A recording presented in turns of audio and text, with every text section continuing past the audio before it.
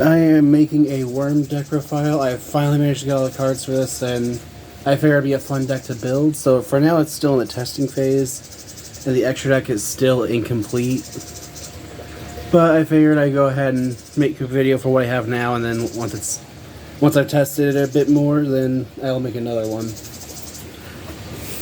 But the main reason I was building Worms just because I've been listening to a lot of dual terminal stories. And Worms were in the first act. I believe there are 3 or 4 acts at the moment. The Worms and Fable were the villains of the first act. The second act, the villains were the Steel Swarm, Evil Swarm, technically Gishki for a bit, but they redeemed themselves. And then Sophia, Goddess of Creation. And the villain for the third act was Tiara, Goddess of Destruction, I believe the name was, which ended up being the Infernoids, which were the vanguard for any god. Anyway, oh, I didn't realize I left a card. Anyway, starting off with the monsters, now that the terminal stuff's out of the way, I play 3 copies of Worms X. I don't know if I'm saying the name right, but that's how I'm going to pronounce it. Worms X has the effect of when it is normal summoned, you can send a reptile worm monster from your deck to the graveyard. And if you control a face-up Worm Yagin, you can special summon this card from your graveyard in face-down defense position.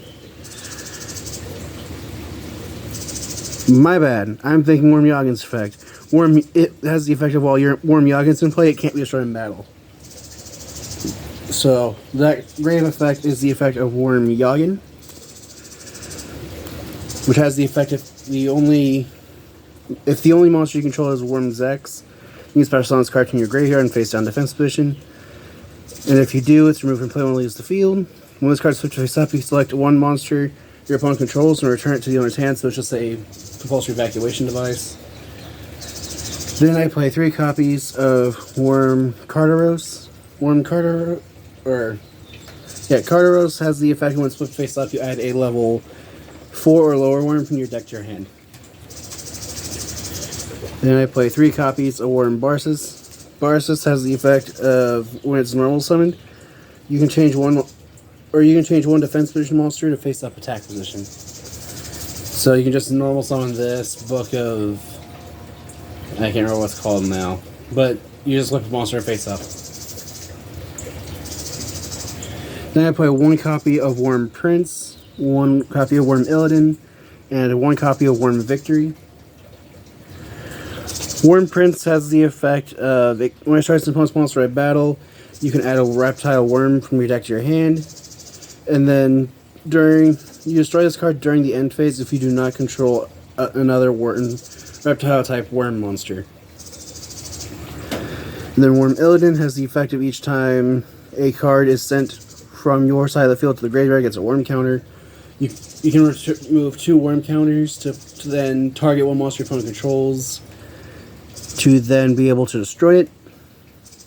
And then Worm Victory has the effect when it's flipped face up, all monsters on the field except for reptile worm monsters, or destroys all monsters on the field except for reptile worms, and then it gains 500 attack for each reptile worm in your graveyard. Then for the monsters, continuing the monsters, I play 3 copies of Worm King. Worm King has the effect of you can tribute summon it in face-up attack position by tributing 1 reptile worm you control. And then you can tribute a reptile worm monster, target 1 card your opponent controls, and destroy it. And the best part of this is that it's not once per turn, so as long as you have as long as you can keep getting more worms in play, this can just keep destroying cards in your opponent's field. Then I also play 3 copies of Worm Queen. Worm Queen has the same summoning effect as Worm King. You can tribute summon it by tributing 1 reptile worm. And then once per turn, you contribute 1 reptile worm you control, special summon a reptile worm from your deck with an equal or less level. That is it for the monsters. For the spells, I play 3 copies of Worm Call. This just lets you, if you control if your opponent controls a monster and you don't, this just lets you special summon a worm from your hand and face down defense position.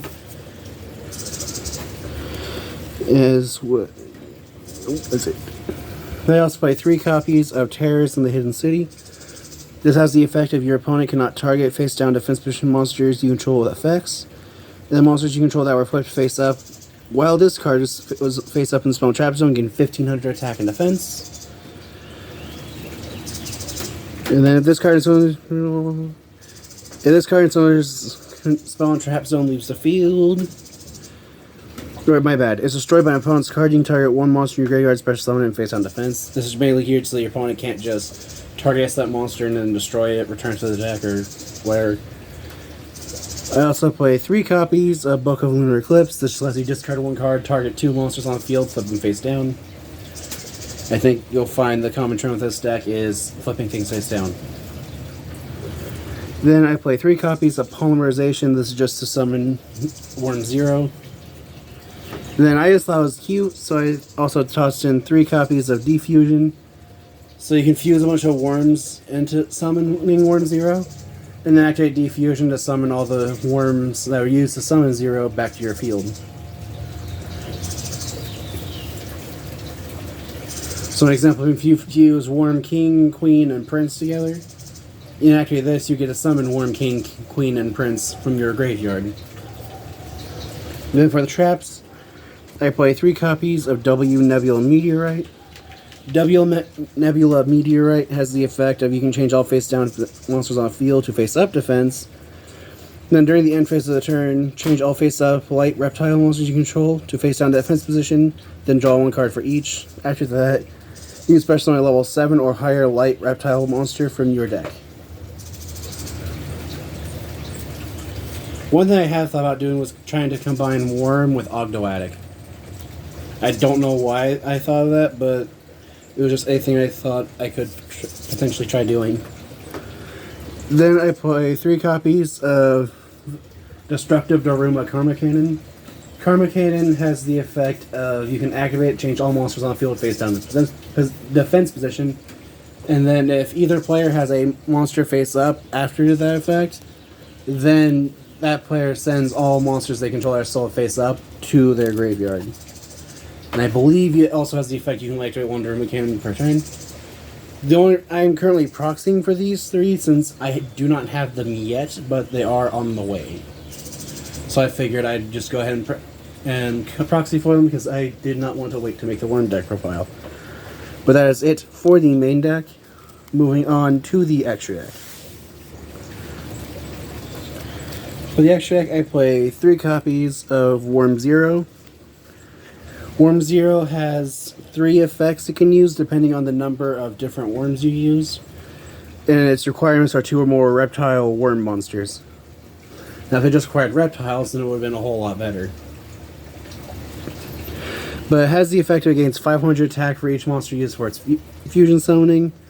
And then it also has the effect if you use 2 or more, 4 or more, or 6 or more. Where if you use 2 or more different worms, then you can target a worm in your graveyard.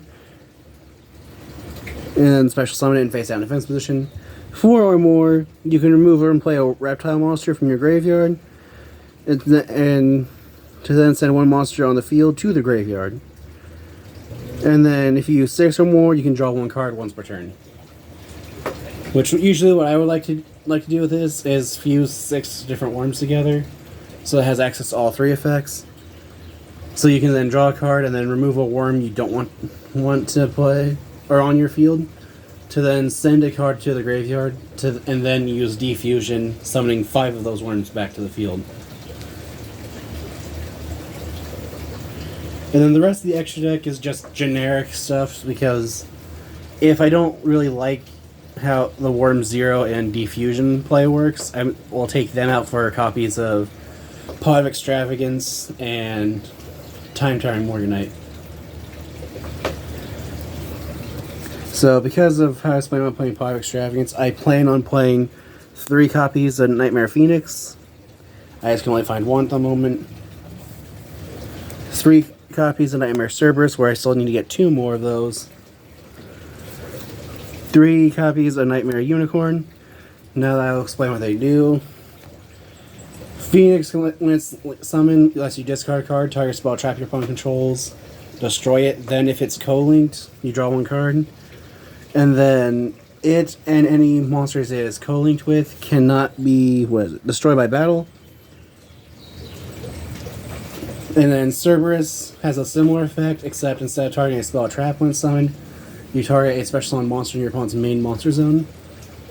And then it and any co-linked monsters it points to cannot be destroyed by card effects. And then Unicorn, just like the other two, has a similar effect when summoned, except you target a card on the field and then shuffle it back to the deck. And then during your draw phase, instead of conducting your normal draw, you can use Unicorn's effect to be able to draw one card for every other monster it's co-linked with. So if you have it co-linked with a Phoenix, Cerberus, and one copy of Nightmare Griffin, then you'll get to draw 3 cards for your draw phase instead of just 1. And then Griffin has the effect of when summoned, you discard a card, target a spell or trap in your graveyard, set it to your field, and then if it was co-linked, you draw 1 card. And then it also has the effect of special summon monsters have their activated effects negated unless they are co-linked with a monster. Or is it we're a different kind of linking? My bad, unless they are linked. Which that just means unless their effects are negated unless they're in a zone a linked monster points to. And then to finish off the links, I also play the 1 copy of Underworld Goddess of the Closed World. This is just so you can link off one of your opponent's monsters. And then, just because I had spots open, I also play 1 Ouroboros and 1 Karen Gorgon. These won't ever be summoned. They're just in here because I had room. Like I said, I will probably end up playing Pod Extravagance in the deck, so the extra deck really doesn't matter beyond Worm 0.